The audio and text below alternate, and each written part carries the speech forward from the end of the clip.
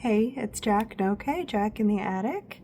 I like to crochet berets. I like to wear a little beret. It's just fun. I have shown this beret a couple of times in videos recently, and I had a few people ask how I make them, if I had a pattern. I do not follow a pattern. I follow like a formula, which is just increase into a circle, decrease into the head hole, make a little band for the head. So I'm going to show you how to do that. I certainly did not invent this. There are almost definitely like a dozen patterns written out of this exact method because it is so simple and so basic. But this is how I remember how to do it without a pattern. This one is a little bit bigger than I normally make them, so here's what this other one looks like. Here's this one. I make mine pretty floppy, but you can make them structured with a smaller crochet hook. This is for any yarn, any gauge, anything. Really choose your own adventure style hat. So I'll get into the tutorial. Here we go. It's time for the beret tutorial. I had a couple of people ask about how I made this beret. I make a lot of berets. They're my favorite thing to crochet without a pattern.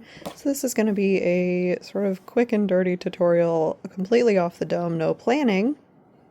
I'm going to go ahead and give you the circle formula. Hold on to this.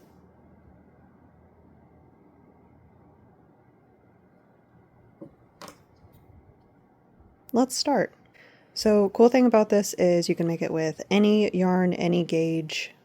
It really does not matter. Basically, whatever your yarn recommends, plus or minus for your preferred tension. So you can use the first couple of rows as your gauge swatch. There is no actual gauge, but you can see if you like the gauge that you are crocheting at.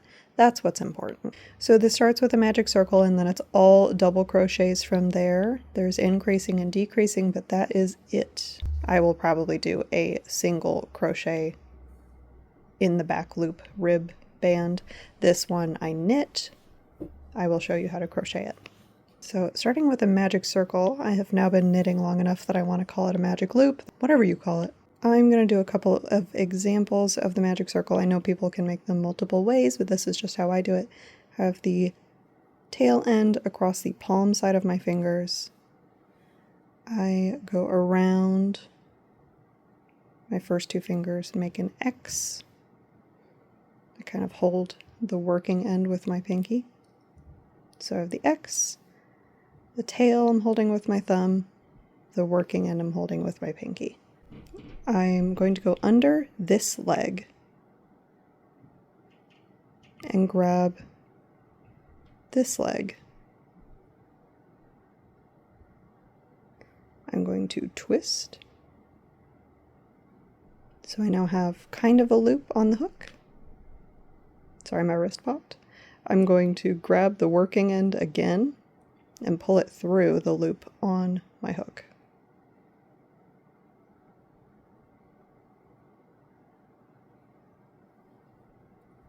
And that is my magic circle. I'll do it one more time. You are, of course, welcome to chain 4, connect them, and use that as your circle, but I simply do not prefer it for this application. Tail end, working end, going under this leg, grabbing this leg.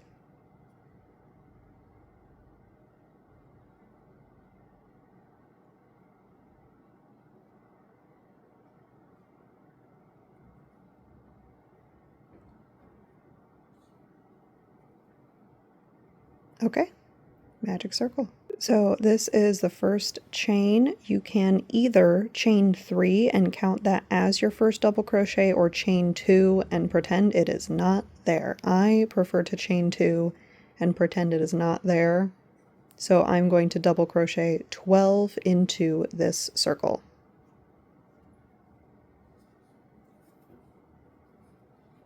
I just have a hard time connecting to a chain. Okay, so I have 12 double crochets and then the starting chain. I'm going to pull on the end of the magic circle. So I'm going to slip stitch to the first stitch, not the starting chain. If you did a chain 3 in place of a double crochet, you would chain to the top of that starting chain.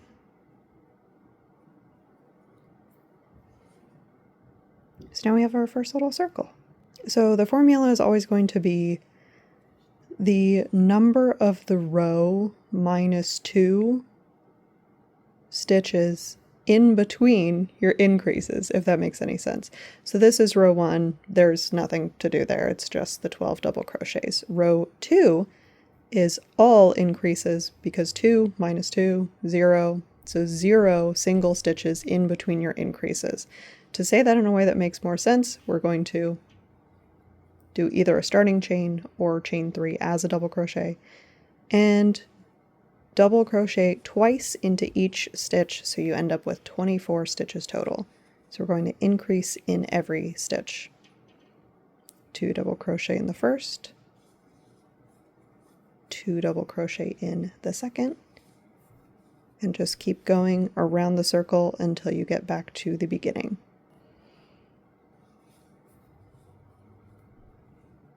Okay, I have 24 double crochets. I'm going to slip stitch to the first stitch to end the row, chain 2 to start the next row, and now that we are on row 3, 3 minus 2, we're going to do 1 regular stitch in between every increase. So we're going to start with double crocheting twice in the first stitch, and then 1 double crochet in the next stitch. You can also think of this as the number of stitches that you're going to repeat is the same as the number of the row, but the first 2 are always going to be in the same stitch from the previous row. So row 3, I'm doing clusters of 3, 2 of them are always together, the rest of them are single stitches. Not single crochets, but single stitches, not increases. So we did an increase and then a 1. I'm going to do an increase.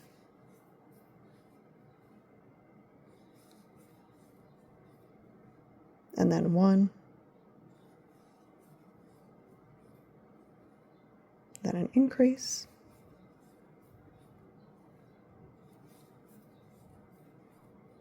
And then 1. And just repeat that pattern. 2 double crochets in one stitch, 1 double crochet in the next, until you get to the end of the circle, and then you will have 36 stitches. It will go up by 12 every row. Okay, I have 36 stitches. Going to chain to the top of the first stitch to connect them and finish the row. I'm going to go ahead and chain 2 so I don't forget or lose anything, but I am going to set this down for a second. We're going to talk about the size of the circle, because you do just repeat this pattern until you have a circle the size you want it to be. For example, in the next row, we're going to increase in the first stitch, double crochet once more, for a total of 4 stitches that you repeat 12 times. Okay, to talk about sizing for a second, I do this all on Vibes, so let's measure this one and see how wide I actually made it. It's not crucial to have an extremely old Penny's catalog measuring tape, but if you have one, it's fun to use. So I made this about 11 inches. Mine curves around a little bit because I did 1 row in the 3rd loop to make, okay, cat on the table. Is this necessary? Are you supposed to be up here? What was I saying? Mine is approximately 11 inches. It curves around a little bit because I did 1 row to create this little ridge where I crocheted in the 3rd loop. So, again, mine curves a little bit. So about 11 inches. I tend to make the circle and then lay it on top of my head. It's not going to fit the same as a beanie, So you really want to be looking in the mirror when you compare it to your head size. But for an average adult head, aim for around 11 inches, somewhere between 10 to 12 depending on your preference and head size. Also, if you have a beret you already like, just compare it to the size of that. It's not as intuitive as beanies because you can't try it on as you go necessarily. So I'm going to keep making this circle until it is the size that I want. So row 4, 4 minus 2, 2 single stitches in between the increases. So I'm going to do my increase of 2 double crochets in the first stitch,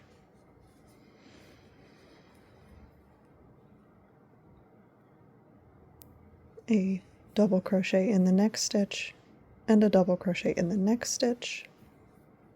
So you're doing clusters of 4, where one of them is an increase, going around the circle until we get back to the beginning. I should mention this before I get any further. If you want a really structured beret, you can absolutely size down your crochet hook.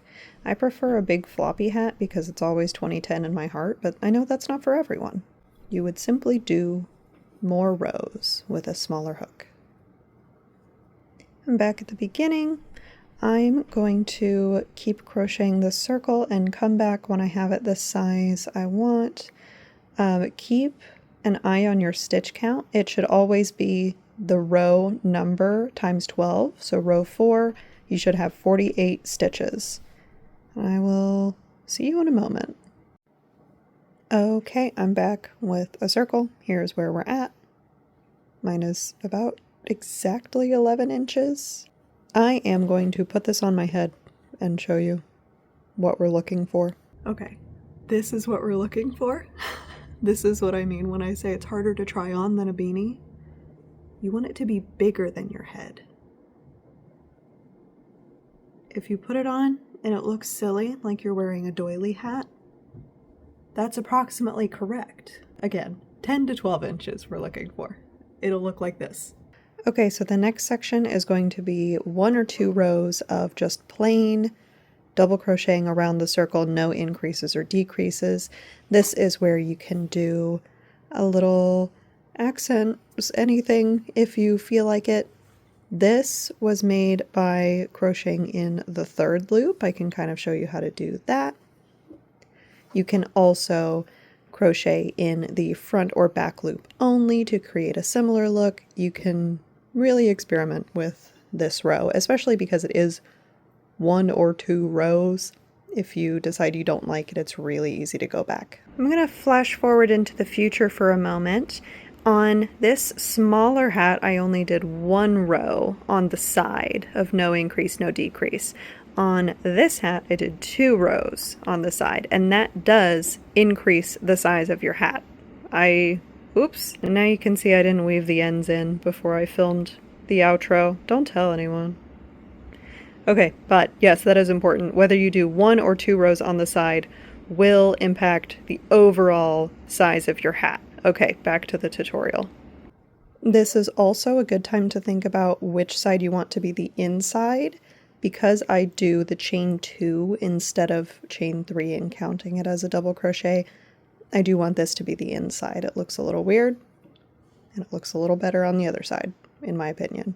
So I've decided this is the inside. I'm going to do 1 row of double crochet, just completely normal, and then I'm going to do 1 row of double crochet in the front loop only, so that the back loop is visible on the outside. You do not have to do that at all. Also, the 1 or 2 rows depends on how floppy you want it to be. You may want to try both. Again, it's just 1 row if you decide to unravel it. I'll show you what that looks like when I'm done. Be right back.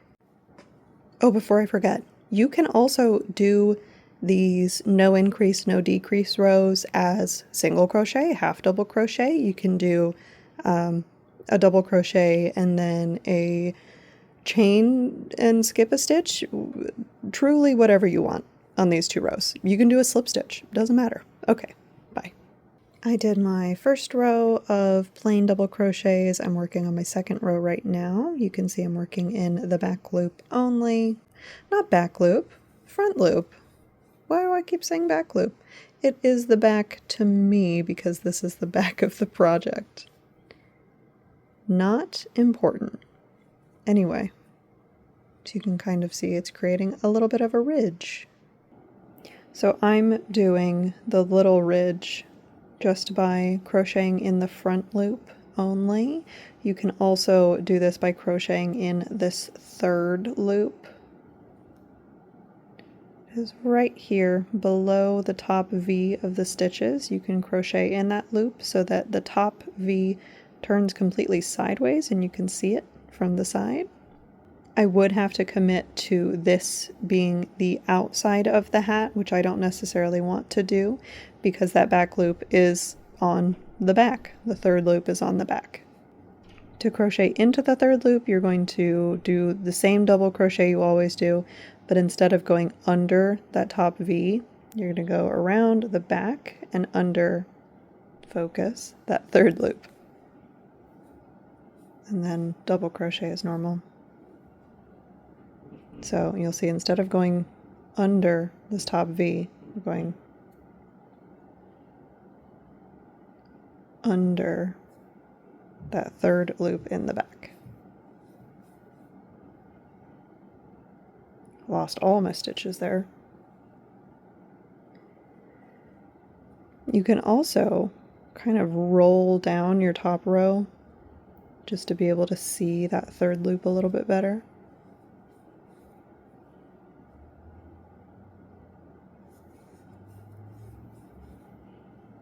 You'll see that creates this ridge where the top V is moved completely to the side so it's visible. Just in case you want to do that, I'm doing, again, crocheting in the front loop. It will also depend on which side of your hat you want to be the inside and outside. I will continue with that and come back when I'm done with this row. Also, keep in mind the number of rows of increases you did. So for me, that was 9. Hold that number in your head because we're going to need it later. Okay, I have finished my, we'll call them side rows. They form the side of the hat. Because I crocheted the second row in the front loop, not the back loop, it has kind of folded itself over really perfectly. So we're going to start on the decreases. It kind of looks like I already have, but I promise I have not. Before we start actually decreasing, here is the formula for decreasing. Remember the number of rows you increased, that's going to be important here. This is when we're going to take the number of increase rows that we did. That's going to be very important. I had 9 increase rows ending with 108 stitches. So 9 increase rows. I am going to start with a cluster of 9 stitches that we repeat 12 times. So that would be 1 decrease is 2 stitches and then 7 regular stitches. Does that make any sense? I'm just going to show you. It's once again going to be the row number that you ended with on the increases minus 2. So a decrease and then 9 minus 2.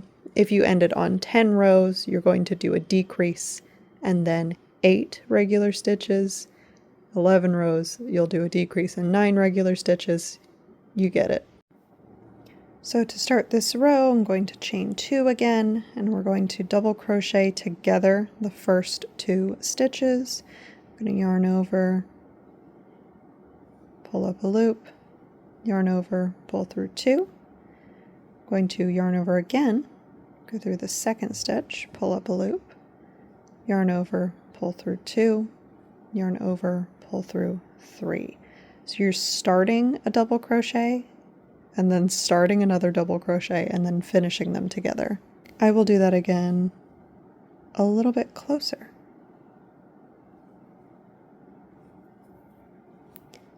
So you're going to yarn over, go in the first stitch, pull up a loop, yarn over, pull through two loops left on the hook, yarn over, go into the second stitch, pull up a loop, yarn over, pull through two loops, 3 loops left on the hook, yarn over, pull through all 3. So that is a double crochet decrease or a double crochet 2 together. Because I ended on row 9, I have 1, 2, I'm going to double crochet 7 more times in the next 7 stitches. So this is my first set of stitches that I'm going to repeat. I have the decrease and then 7 additional stitches.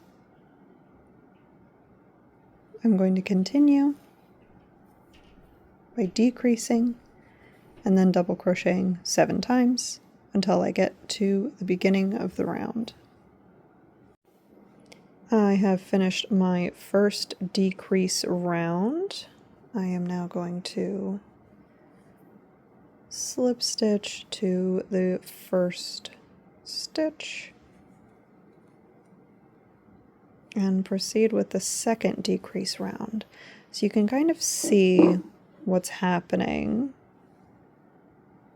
Just making a circle from the outside in instead of the inside out. The number of decrease rows you do is going to depend on your head size. Luckily, you can try this on. You're going to want to decrease until it's just a little bit loose on your head, because we're going to do the little band. I keep wanting to call it a brim. I think that's not quite right, but we'll keep decreasing in, doing the inverse of the increases. Okay, just finished my inverted row 7. I'm about to do inverted row 6. I need to do at least that row and maybe one more to make the head hole as small as I need it, but I will give you that final diameter measurement when I have it. I did my decrease row 6. And this is about how it's fitting. I moved my hair down a little bit in the back.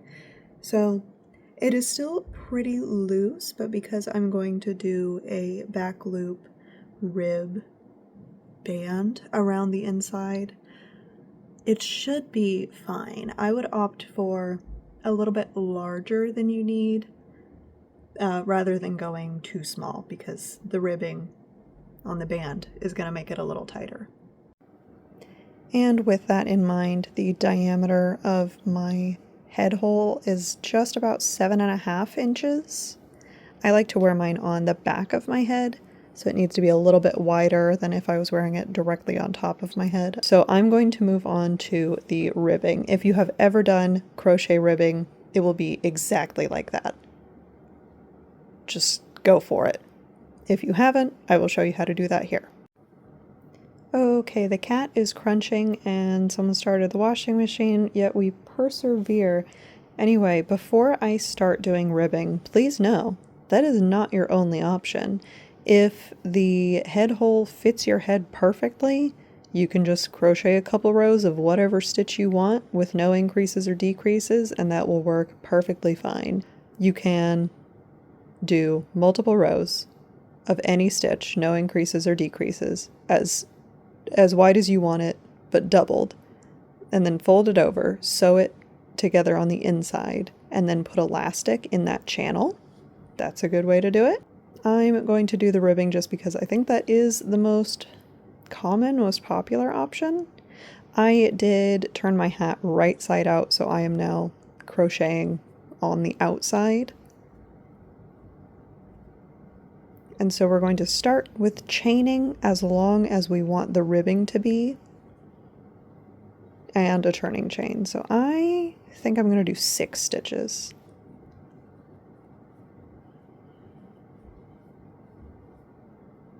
And I'm going to do single crochet for the band. So I'm going to do 1 extra chain for turning. For this first row, I'm going to skip the turning chain and just crochet 6 single crochets.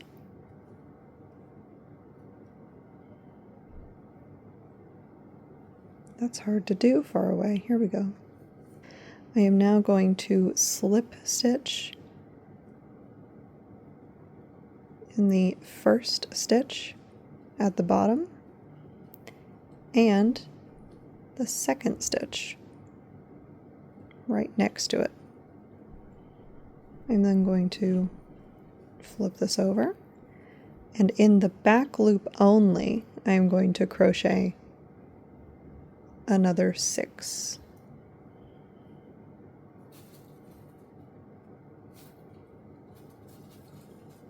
I keep forgetting I'm doing single crochets. So back loop only, single crochet, all the way to the end.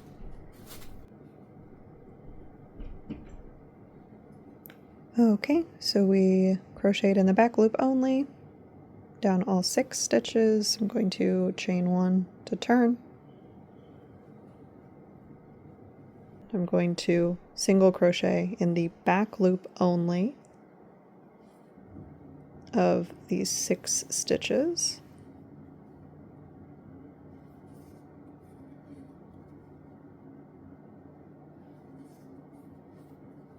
It is important to count these stitches as you are doing them, because it's really easy to get lost at the bottom. There's a lot going on.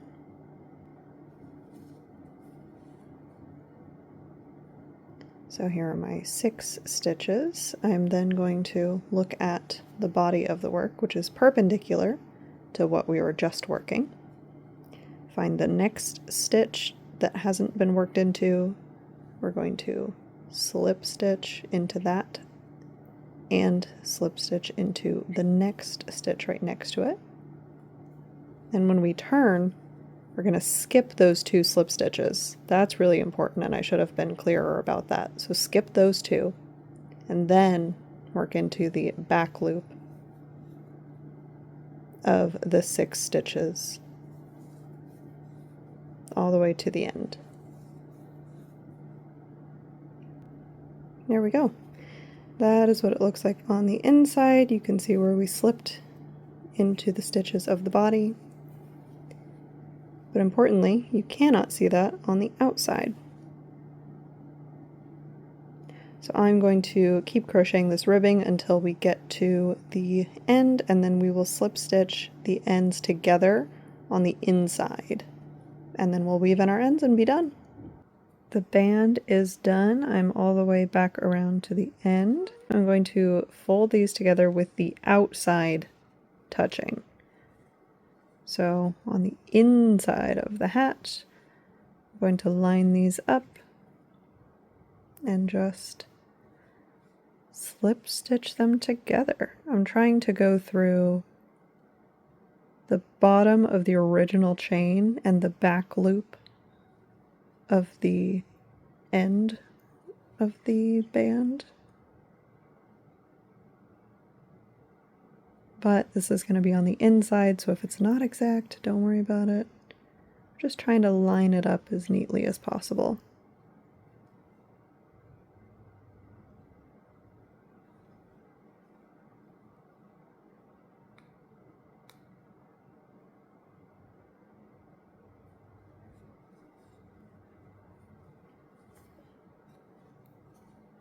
I'm going to pull a longish tail. Sometimes there can be a little hole here, so I want to have enough yarn to sew that up if needed.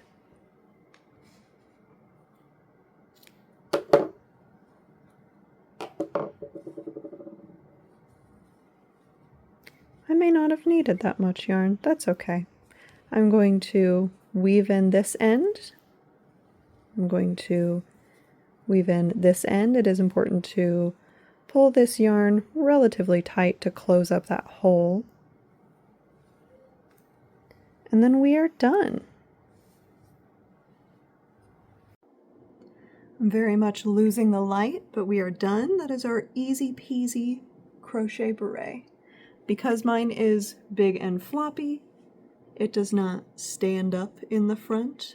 That is intentional. This is my preferred fit for this hat. If you do make one, please let me know. I want to see it. You can, I guess you can't show me on YouTube, but you can tag me on Instagram, same @. Again, I know I'm far, far from the first person to crochet this exact beret. There's no way, it's just circles. Certainly 100 people have done it before me, but this is just the way I do it, the way I remember how to do it. So hopefully you found it helpful. If not, that's okay too. I will leave you with that. Enjoy your berets. I will see you next time.